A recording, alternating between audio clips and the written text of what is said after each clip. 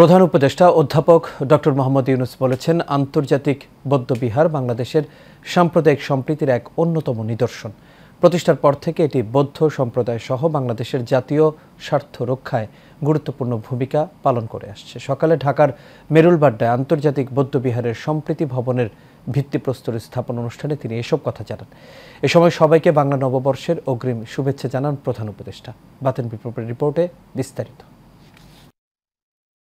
ধর্মীয় আচার ও শিক্ষার পাশাপাশি সমাজের জনকল্যাণকর কর্মসূচির কেন্দ্র হিসেবে এদেশের বৌদ্ধ বিহারগুলোর পরিচিতি বহু পুরনো, যেখানে পৃথিবীর বিভিন্ন প্রান্ত থেকে ভিক্ষু এবং শিক্ষার্থীরা জ্ঞানার্জনের জন্য আসেন।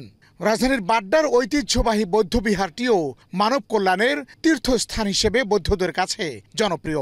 সেই বিহারে সম্প্রীতি ভবনের ভিত্তিপ্রস্তর স্থাপন করলেন প্রধান উপদেষ্টা ডক্টর মোহাম্মদ ইউনূস। মহামানব গৌতম বুদ্ধ বিশ্ব মানবতার কল্যাণে সম্প্রীতি ও সাম্যের বাণী প্রচার করেছিলেন জানিয়ে অধ্যাপক মোহাম্মদ ইউনূস বলেন, বৌদ্ধ ধর্ম জীবজগতের সব প্রাণীর মঙ্গল কামনা করে। সে ঐতিহাসিক দায়িত্ব স্মরণ করে তারা করবেন। আমাদের সবার শুভেচ্ছা তাদের পেছনে রইল, যাতে করে যুগ যুগ ধরে যখনই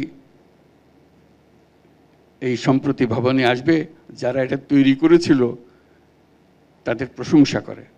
প্রধান উপদেষ্টা বলেন, গৌতম বুদ্ধের অহিংসা এবং সাম্যের বাণীর প্রতি শ্রদ্ধা রেখে বাংলাদেশের বৌদ্ধ সম্প্রদায় ধর্মীয়, সামাজিক ও সাংস্কৃতিক ঐতিহ্য সংরক্ষণ এবং কারিগরি শিক্ষা সহ বিভিন্ন জনকল্যাণকর কর্মসূচি পালন করে আসছে এ বৌদ্ধ বিহার।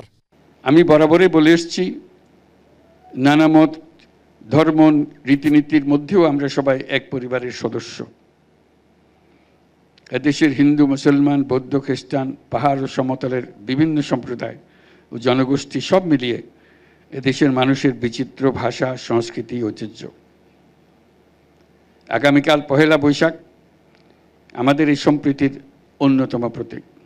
আন্তর্জাতিক বৌদ্ধ বিহারের সম্প্রীতি ভবন বাংলাদেশের সম্প্রীতি ও মানবতার ঐতিহ্যকে ধারণ করে জাতীয় ও আন্তর্জাতিকভাবে গৌরবময় ভূমিকা রাখবে বলেও প্রত্যাশা প্রধান উপদেষ্টার।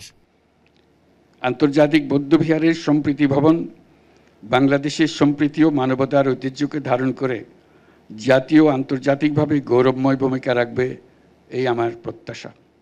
বাতেন বিপ্লব, এশিয়ান টেলিভিশন, ঢাকা।